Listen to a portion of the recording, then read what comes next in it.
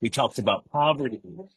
And as I was sitting in that room, we were talking about the disparities in education. I was taken aback by the fact that there was no mention of the most marginalized student in Michigan, and that was the Black African American student. And so we went through a long and thorough process and conversation, and we established the African American Committee to support our coalition in understanding the needs of Black and African American students and understanding the importance of having a focus and priority and a strategy for African American students. From that conversation was birthed this project. We approached our state legislator with our passion and spent about a year and a half um, sharing with them and getting to the point where we had a shared understanding and a shared value for this work. And so last year in the 2024 budget, it was allotted the $4 million for the My Black Student Project to focus on strategies to increase academic achievement for our Black and African American students, which we're focusing on the curriculum and the teacher retention and recruitment, as well as the school to prison pipeline. And I'm so excited that we're at the point now where at the beginning of the year, myself and my colleague Tinu were able to put together a task force of individuals and professionals from across the state to steward this project on behalf of the Michigan Education Justice Coalition. And now we are at the end of the pilot of the first body of work of the My Black Student Project. So I am really, really, really excited about this one. Thank you, Dr. Remo. No, thank you. Thank you. And so what I wanted to do is tell the good news. So, Dr. Bishop, I call him Bishop, but Dr. Bishop L.E. Johnson, he's being modest. He pretty much wrote this grant, and then he is he's on the African American Council, and your EEJC is a part of MEJC, I believe. Tell me if I'm getting any of this wrong. And then you are the head of the Culturally Relevant Education Committee. You're our fearless leader. And so the CRE that we call ourselves is a subcommittee of this larger allocation, which is school to prison pipeline. Tell me if I'm getting it wrong. Black teacher retention and recruitment and retention, and then culturally relevant education. Culturally relevant education has some deliverables that we need to give at the end of this grant. And so we have given sub grants to people. We've given small grants to people to do work over the summer with students around different literacies, multiple literacies. And so, and some of these grants, they're all unique, right? We have early childhood. We have people who are doing the work of excavating data, right? We have people who are doing work around YPAR.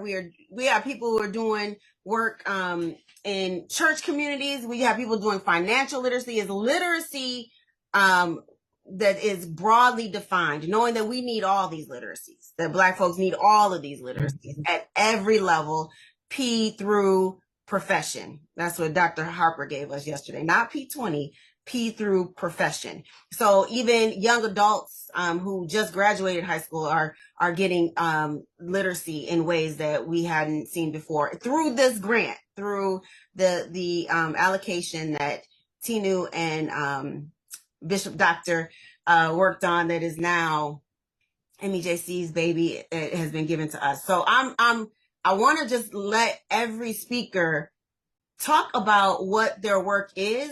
And when you're thinking about, when you're listening to them, think about ways that you can support, right? When I'm talking about CBCE, we have a large community. This was the record number of people who registered, like the biggest ever year, which makes me know that there's an appetite right now in this political moment for us to coalesce. So CBCE family, when you're listening to these good people, think about ways that you can come alongside the work, how you can support the work, how it fits in with your greater aims. And this is in Michigan, right? We certainly don't have the black print on anything literacy. Because we're trying to get it together. What can you teach us, and what can you take from us to your communities across the world? We have people from Zambia, um, uh, Canada. We got people from Jamaica. We got people from everywhere in this network. And so think very intentionally about CBCE. I'm charging you all to think very intentionally about the work that you're going to hear and ways that you can support. I am going to start with the first person who came on the Zoom. Listen, she beat me on the Zoom. Dr. Curry, Dr. Curry, Dr. Curry was ready. So if you could give us, and we probably now have about 4 minutes. I thought we would have like maybe 7 minutes or so. Give us so like 4 minutes of what your work is, and what you also do need to thrive and support your work. Okay, well, thank you, Dr. Emma. I'm very grateful for Dr. L.E. Johnson for his leadership and this opportunity. I am a new nonprofit, We Love Lit, and one of our primary programs is our Heart of Literacy program. And this program is to work with our early childhood students that are going to be entering kindergarten in the school year. And so one of the ways that we support families and early childhood directors is we work alongside them and their families. And in this space, we co-partner with families. Families are already doing amazing things with their children in this literate space of reading cereal boxes, engaged in literacy outside the community. And we bring these things into our learning space. So each session, they go through several sessions. So the first session is like get to know parents, know about their home environments. We really center the well-being of students and just let us know about your child, what makes your child special and unique. And so we have that partnership, tell us about the literacies they already have in their environment. So we've already building out the access, not anything that you're doing wrong, because wherever you are, that's where we're meeting you. And so we spend time talking about the alphabet knowledge. And then we have another section on phonological awareness. And each time we have these sessions, they leave with 2 or 3 books that go along and practice. And it's like, this is how it can look in your community, in your home, go forth. And then we come back together and talk about what are those times in those spaces? How did that work for you? What didn't work for you? How can we adjust? We're learning from our families. And then at the end of our sessions, when parents have a chance to learn about concepts about print, this is how it looks in the classroom, so they won't be cut off guard. This is what phonological awareness is. This is what alphabet knowledge is. And then at the conclusion of the program, we celebrate with them. We celebrate the kids. They get bookshelves. They get to pick out additional books that they're interested in. And we take that information that we had from the beginning and make sure we have books that attend to what parents or things that are valuable for them. And we celebrate and we give them all the skills they need in order to enter that kindergarten classroom.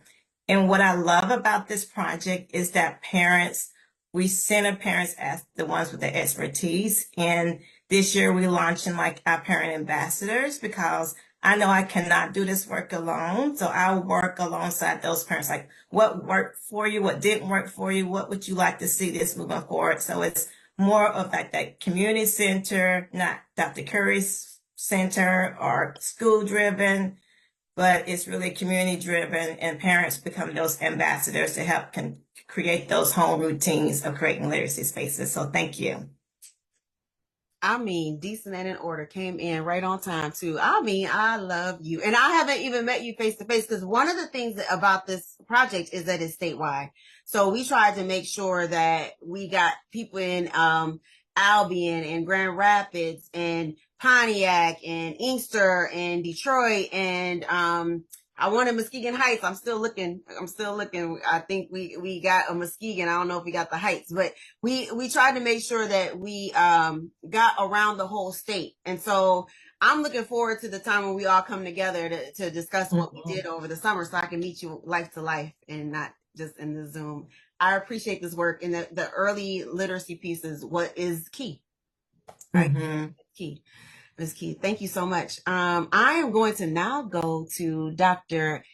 Johnson. You know, I always want to say your name and I want to say it incorrectly. So I'm just gonna say Dr. Johnson. I'm not gonna say the Aaron part. You know what? I'm assuming you're talking about me. I'm okay when Black people say it. Like Okay. I'm okay. When, Because I love A.A. Ron. I love him. yeah, Me too.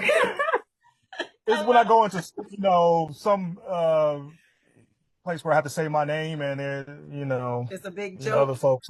Yeah. Yeah. And it's a difference with laughing with you, right? As Yeah. opposed, right. Yeah. And so I love Yeah. A. That's one of my favorite skits to just make my life easier one day, right? That and Dragonfly Jones, Martin's Dragonfly Jones. I'll cry laughing. So, so I love A. Ron, and I love you, and I appreciate your work. And I just want to shout out Dr. A. Ron Johnson, because he came to do the work for the Sankofa Student Agency Coalition over the summer as well. And it was just so important. Your contribution was just beautiful, and I just appreciate you on a different level. I mean, that's a different conversation for a different day, but it's the same work. It's empowering youth. And so I'm going to give you, because so it's not just that you're theorizing about it, you about this life as well. I'm going to give Absolutely. I'm totally about this life, and I know you about this life too. And that experience with the students this summer was just like one of the most amazing experiences. And I appreciate you inviting me to this space and inviting me to that space. So, so what I'm working on is a statewide data analysis of the literacy, proficiency, and growth specifically of Black students. And so I've consulted with about 120 school districts across the state of Michigan, which is something I had never done before, to get either their NWEA data, their iReady data, their STAR data, or their Smarter Balance data, which would show uh, growth towards proficiency. So myself and my team have accessed the my school data portal to get students' performance and proficiency on the M-step. But what we believe is the most important information, or not maybe the most important, but and an important piece of information is the growth from emerging readers, emerging learners to how they fared over the course of a given school year. And so we're looking at the longitudinal data from 2016 to present. And a few of the roadblocks that we have hit, we've had districts that have been like, this is an amazing project. Here's our data. Let us know how we can help. And these are districts from across the state who have said that.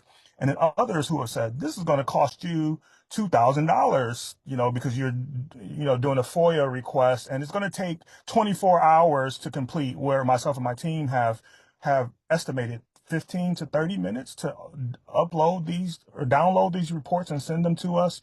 So that's one of the roadblocks that we have come up against. And we will note that in our report, the districts that willingly gave their data and sent us their data, no cost, and the districts that are trying to charge us $1,000, $2,000,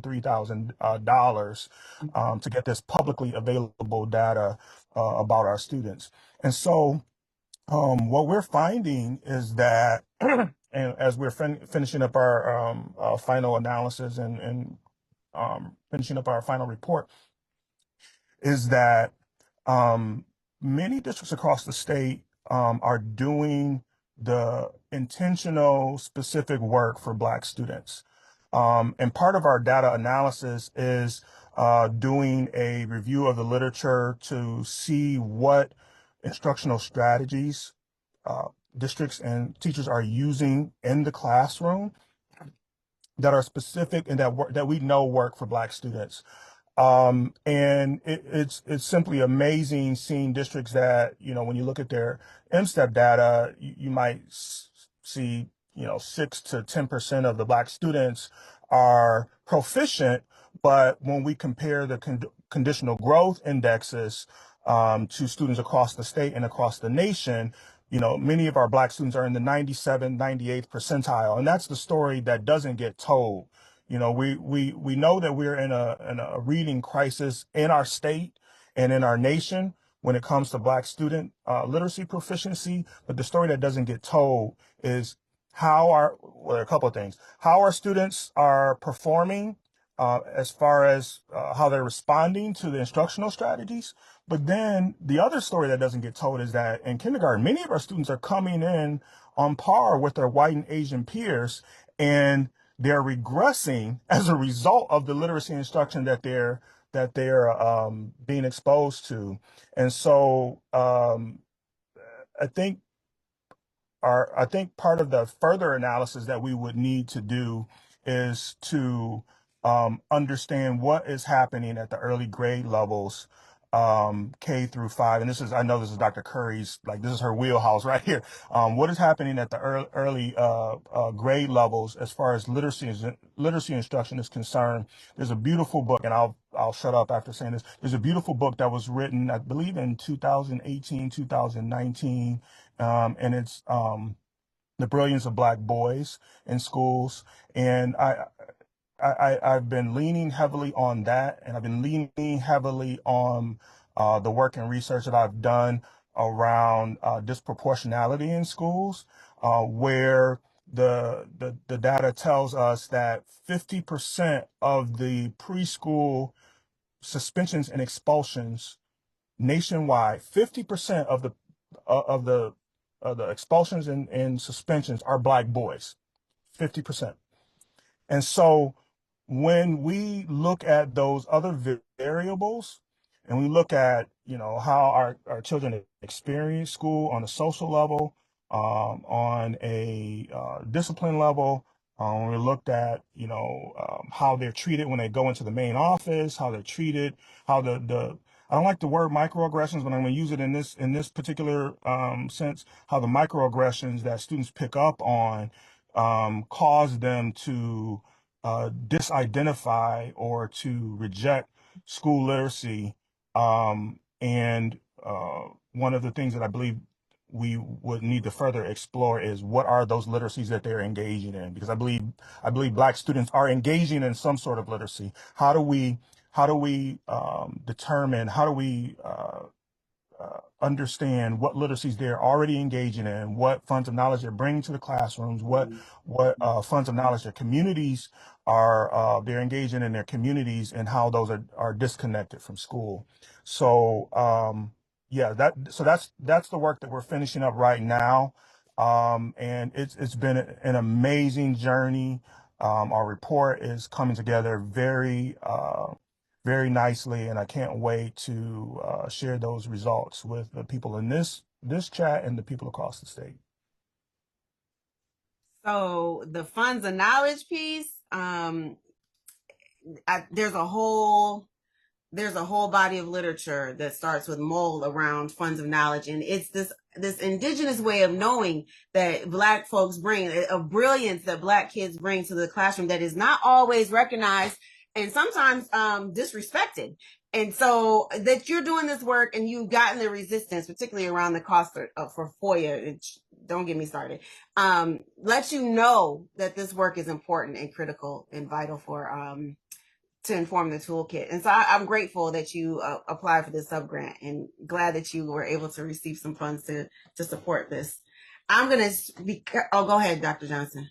Thank you. And I just wanted to say this one last thing. I'm sorry, you made me think of something else, and I know I only had 4 minutes. To get to the number of districts that we are analyzing, we looked at school districts that had at least 30 or more Black students in each grade level. And so that's how we narrowed it down to the 120. You know, so I'm not even going to get started on why there's a race to the bottom in Michigan, in the state of Michigan. It's not because of Black folks. We ain't got the numbers, right? And I do want to emphasize that if you get it right with Black children in this state, everyone else is going to improve. We are the tide, capital T-H-E, capital T-I-D-E. We are the tide that lifts all votes, every single vote. And so even though we can't be the folks who are responsible for the protracted failures of the state of Michigan in education, we are the ones that could be the saviors for the state of Michigan and its education system.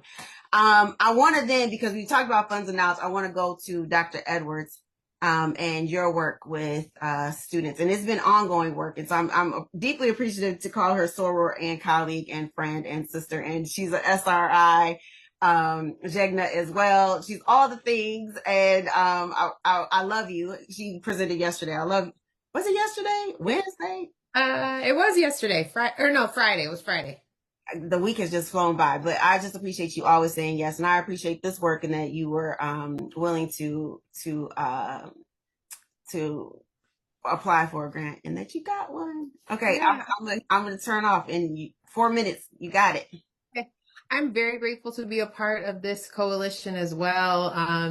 When you hear about amazing things that are taking place all over the state of Michigan for Black children, it just sets my heart on fire, because I think oftentimes we're working in our own little spaces, doing what we can, where we can, and we don't realize that there's a network of brilliance that's happening all across the state. So I'm really honored to be a part of that. So I'm Erica Edwards. I'm an associate professor of educational leadership and policy at Wayne State University in the College of Education. And I'm also the founding director of the Liberation Lab, which is a research incubator for youth and community-led solutions to the disparities that Black students face in the Detroit metro area.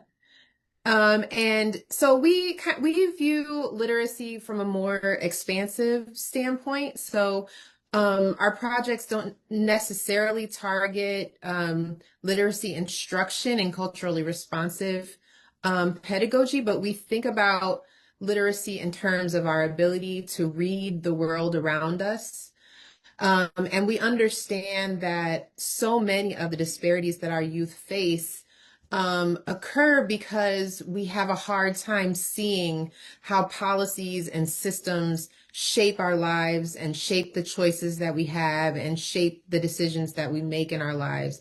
And so that's really kind of what's at the core of the Liberation Lab. It's this idea that we want to demystify with youth, with families, and with communities why our lives are the way that they are, right? Oftentimes, one of the very first studies we did was a participatory action research project around chronic absenteeism. And we taught together with a coalition of mothers and grandmothers. We talked to educators and school leaders at the neighborhood school for the community where we were situated in. And, the educators would tell stories of chronic absenteeism that said, oh, parents don't understand how important it is for students to get to school. And, transportation is a problem. And we have these systems that, use the courts so that we can motivate parents to get to school through the courts, like not thinking about how those things are tied to carceral logics and how they create more risk for our families and our communities. But then the mothers and grandmothers, they wanted to talk with their children and their children's friends about what they think about chronic absenteeism. And when we started to talk to young people, we started hearing things like, there's hopelessness in my community. If I go to this school, it's not going to provide me with the skills that I need to be able to achieve my hopes and my aspirations. They said things like, the school says they want me to come to school, but then when I get to school, it's an antagonistic environment and they treat me like they don't want me to be here, right? And then when we started asking them questions about what they would want instead, they started developing a vision of education that was far more humanizing than what the educators even suggested. They were saying things like, we want schools and classrooms that are rigorous. We want beautiful buildings. We want teachers who love and care about us, who are inspirational, right? And so that was the very first project that really got us thinking. We create the kind of liberated educational space when we prioritize our vision for what schools should and can be, as opposed to prioritizing the visions that policymakers can. And that's not to demonize educators in any way, shape, or form, right? I think educators have just as much a hard time seeing the ways that policies shape our vision of the communities we serve as our own communities do. And so the Liberation Lab really has a two-pronged approach. On the one side, we develop, youth and community-led solutions to the challenges that we face. So right now we're working on a campaign to support Black student mental health. And our young people have developed a citywide survey on Black student mental health and its connections to school experiences and school buildings. So we developed that survey, piloted it to 300 young people across the city of Detroit last year. And then over this summer, we used funding from this initiative to do focus groups with young people. So we anticipate, having a paper that is co-written with the youth on their research about Black student mental health, and also making a demand for more mental health support services that are culturally responsive in our schools. So we've advanced those initiatives on the one side, and then on the other side of the Liberation Lab is a seed fellowship for educators and positive youth development workers who want to go deeper into their strengths-based and affirming perspectives of how we engage and how we work with Black youth. And so that's in a nutshell. We look forward to doing this work with anybody who wants to do this work. And thank you for having me. Nutshell is wild, right? Like that you were able to distill all of your work into the small little bite-sized package is amazing, because it's so much work, and it spans over years, right? This isn't just now this summer. This has been in the works. The Liberation Lab was dreams of, I think, last year, and you're one of those people, a visionary. You make it happen, right? You just speak into existence. And that Liberation Lab, I'm so excited that you have brought it to Wayne State, but I'm also excited that you are going to include me a little bit. Thank you. I think First, wouldn't imagine not doing it without you. You're the glue that's going to help us make sure that it's not something that we do just in Detroit, but it's something that we do in Grand Rapids and Muskegon and Benton Harbor and Flint and everywhere, right? We want this to be an initiative that spans the state. So just super honored to be a part of this collective. Yes, he is. So that brings me to, I probably want to just talk about my work for just a minute, because the policy that you talked about, Dr. Edwards, that's the work that we have embarked upon recently. So the wellness piece for principals has us really thinking about wellness as resistance, as an act of defiance to rest for Black women principals in the Detroit area. Yes, Dr. Ron, across Detroit. And these are charters. These are DPSCD principals who work. If you've ever been a K-12 educator, these folks work. Okay, you hear me? And so to rest is to steal away from the project that brought us here, which was for our labor, right? Is to be a fugitive from the initial meaning of our existence here on this continent, which was only to be reduced to our labor. And so these Black women principals then have focused on their own health for the last 4 years, and then focused then on the health of their school communities. And their students have been participating and practicing wellness over the last 3 years. And then those students have also thought about how they advocate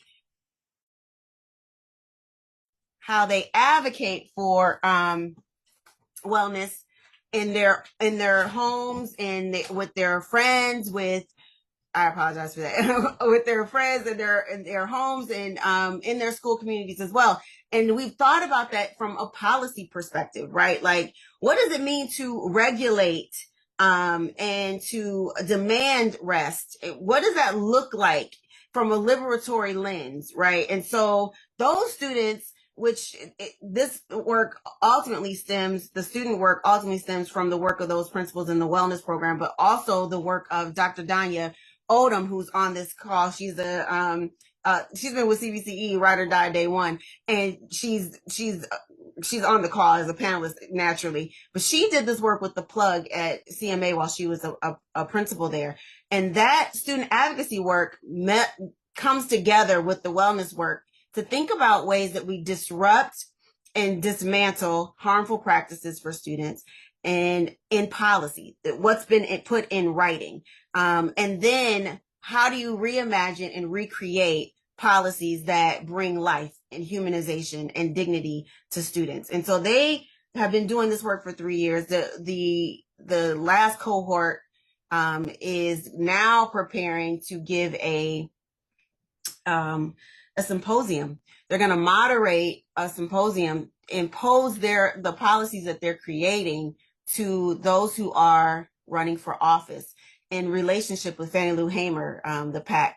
We're going to bring them to Wayne State, and the students are going to have a moderated panel where they present their policies, their new policies around hoodies, around cell phones that now Michigan has done, right? This idea of tardy and detention and expulsion and suspension, and this idea of not having food in the hall, crazy things that we don't, having bathroom passes. Like, who needs a pass to go to the restroom? Like, this is a human biological need. Just you got to get permission. This is crazy. So they're rethinking, to your point, reading your world, which is a superpower of literacy. They're reading their world and deciding that they're going to change it, and asking those who are coming into office to respond to their policy.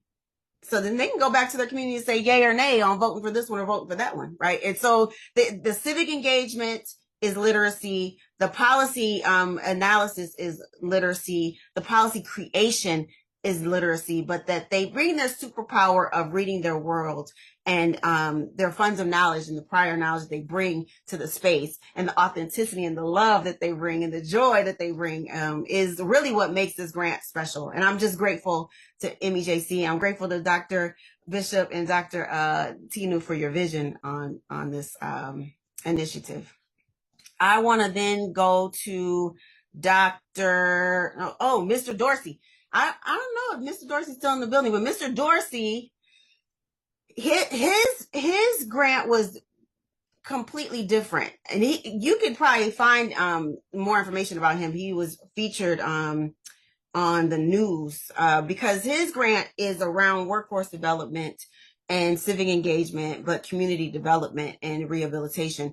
His grant was financial literacy, which gets ignored, right? I didn't know in high school how the world works for LLCs and S corps, and how to think about probate. Like, I didn't know. I still don't know about probate. These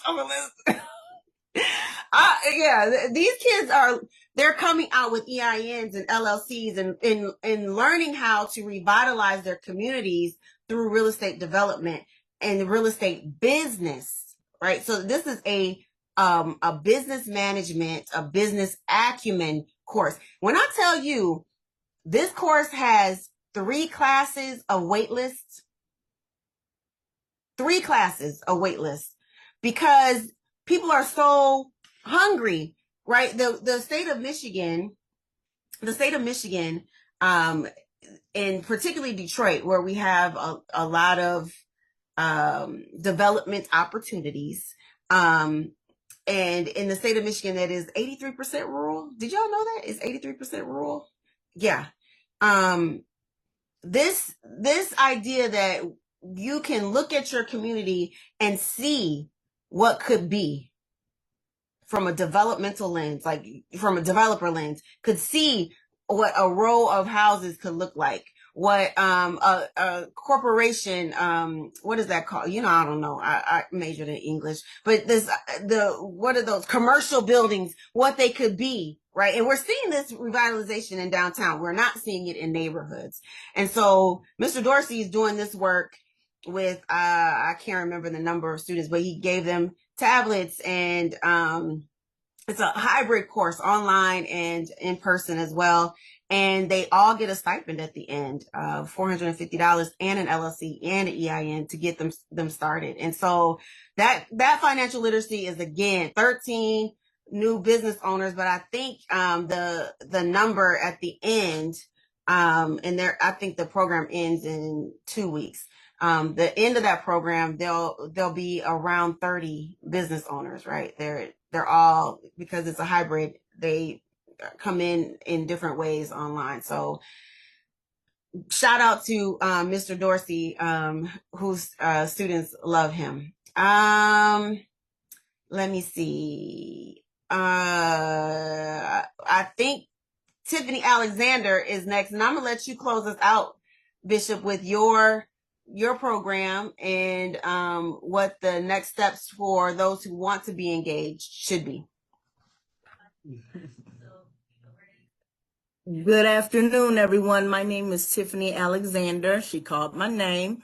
And Dr. Rima, I just want you to know you do have Muskegon Heights. What we do, we pull children, young people from across Muskegon Heights, the township of Muskegon, the whole area of Muskegon. And what we do, our program, we are HELPS. Let me just tell you that. We are HELPS. And what HELP stands for is helping every living person survive. We do so much. We not only work with children, we work with the families, underserved individuals, just as a whole. But a part of what helps is we focus on our children. We try to pull our children, like I said, from all across the Muskegon area, empowering them, teaching them self-awareness, also giving them a safe space to express themselves.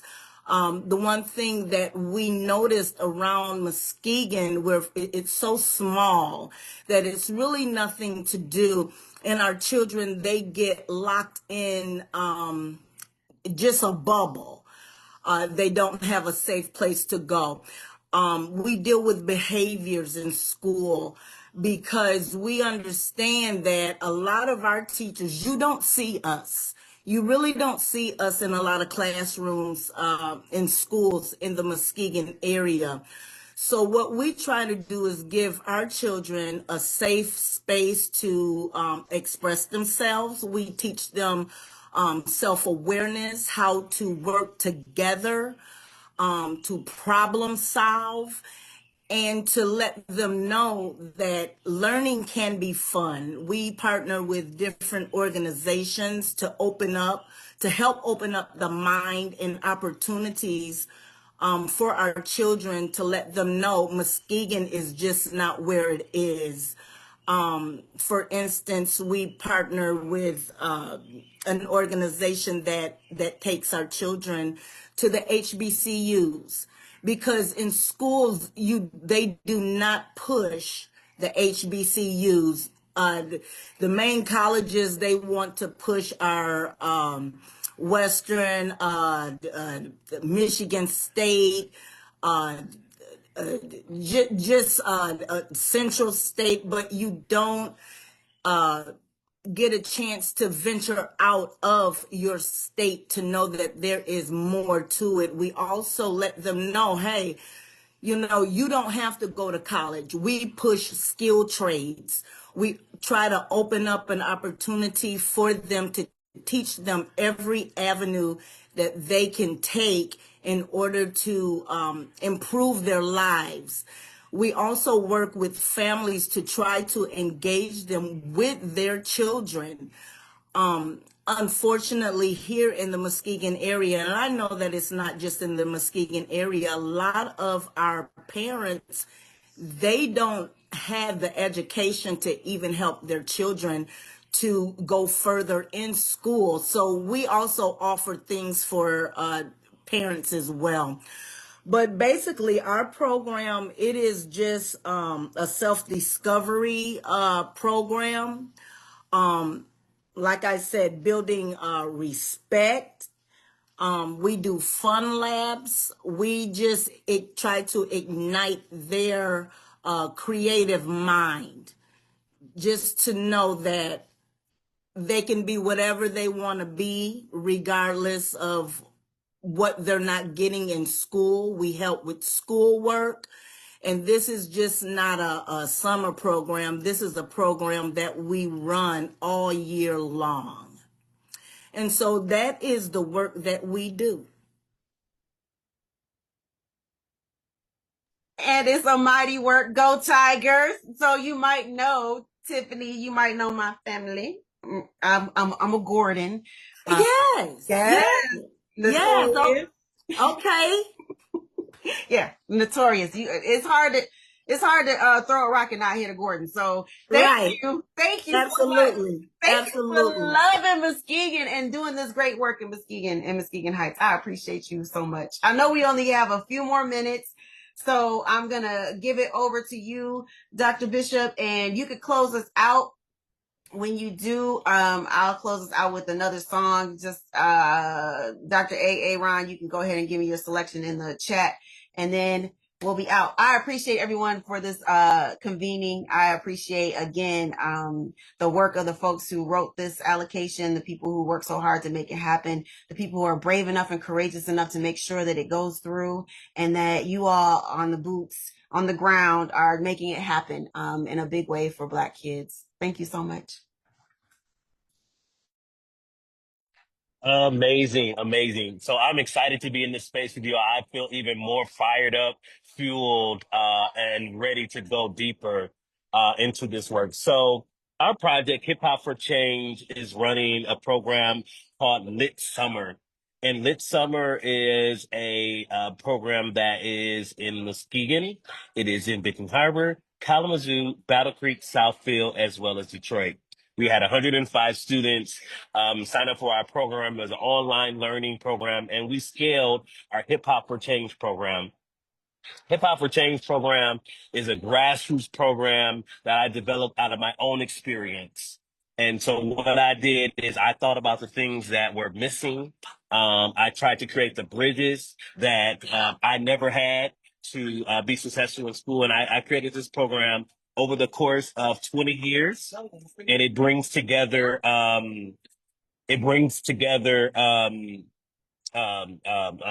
mental health strategies, what we call social conditioning, helping their students learn and understand the world around them, the world within them. And so we have 7 components of that work I won't go into now, but when we finish our report, you can definitely read it. And so we've been working on this program since 2006, and we scaled it as a part of this pilot this summer. And so the students just have been giving amazing reviews of the impact of the program. And so we're excited. And so that was this summer. We had 105 students participate. And so that's the first part of this work. The second part of this work, which I'm even more ecstatic about, right? So the first part says, hey, you tried this grassroots program in Battle Creek that included social conditioning, that included analytical and critical thinking liberation, that included social emotional wellness and well-being, that included physical wellness. And you brought those components of culturally relevant pedagogy together, and you scaled them to see the impact of your framework. Now, the next iteration of that work, as a part of our second grant that we got from the My Black Student Project, is combining the work of all of you all together into a toolkit. So I'm excited about what this toolkit would look like. One of the apexes, near about, if not it, this project of my career in this is bringing Dr. Gloria Lanson Billings on to do the literature review of the toolkit. I'm telling you, I don't think it can get any better than that. Like the mother of this work, the progenitor of this work, coming on 30 years later to do the literature review for this toolkit. It doesn't get any better than that. Like, it sets Michigan on the cutting edge. Like it makes Michigan the flagship of the next generation of what it means to not only educate Black kids and African American kids, but what it means to educate children, period, across the board. So I'm ecstatic about that work. The other part that I'm ecstatic about, now be quiet, because I know my time's out, is we're doing an ethnographic study. And I work time and time again. They kept telling us that the primary indicators of low academic achievement among Black kids is poverty and violence. And it just never settled with me. Like, it just never, ever settled with me. And I started thinking about, well, our ancestors, when they came out of slavery, they thrived in their own schools. They thrived in their own universities. How is it that poverty and they were poor and suffering the violence of racist whites in the South and the North, for that matter, but they yet thrived in their classrooms? They thrived. So how can poverty and violence be the primary indicator of academic achievement of Black students? Then I even started to think wider. I said, our African brothers and sisters, our cousins from Nigeria, from Ghana, from Sudan, from South Africa, they come to the United States and outperform Blacks, white, Latinos, and at parity with Asians. So poverty can't be it, because in those nations, they are experiencing extreme poverty as well as violence brought on through tribalism or strategic government. And so we're going to Nigeria, we're going to Ghana, and we're going to Egypt to study what is happening in those classrooms. What is happening in those universities that are making those students outperform American students in the midst of their violence and in the midst of their poverty? And so I'm excited about those components of the next iteration of this work. And by the time we get to December this year, we would have aggregated all of the data from your programs into a beautiful toolkit. And Dr. Arella Milam, our partner all the way from Chicago, Illinois, will be cultivating that toolkit from the data that you all provide and that we will be catching on the field. So I'm ecstatic about this work. I try my best to put that in 4 minutes. Dr. Rima, I think I had prepared like 10 minutes. So I didn't bother to look at my notes here. I just shot from my gut You and know, I put it in. you know why? You know why you can do that? Because it's in your heart. Yeah. This is not something we theorize and think about. This is something we live and dream and eat, sleep, and drink about. And so I'm grateful again for the opportunity to come together with folks who are doing work on behalf and with Black school communities. And I'm grateful that Tinu saw enough in me to invite me to the space in June. I'm grateful that you shared your pound cake with me, Dr. Bishop. I know you didn't want to, but I stole it. So at that point, what you gonna do? So that you shared your pound cake with me at that retreat in June, and that, we were quickly able to get our ducks in a row and make sure that these folks are funded in a way that would put Michigan on the map. Again, if you get it right with Black students, you get it right with the world. And so this work in literacy is the key to life, and that I'm able to be a part of it is my greatest honor. Now, we already have like 2 minutes, and I want to make sure that I get to the song that we lead on. Let's see if it'll show up here. Imagine being able to build anything just by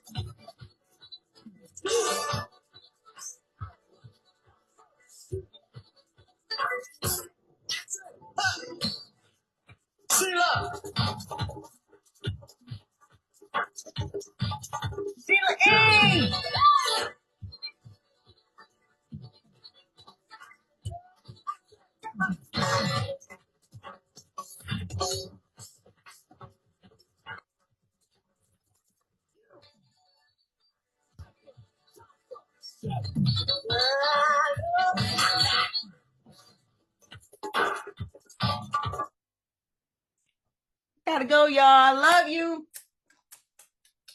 See y'all in the next session.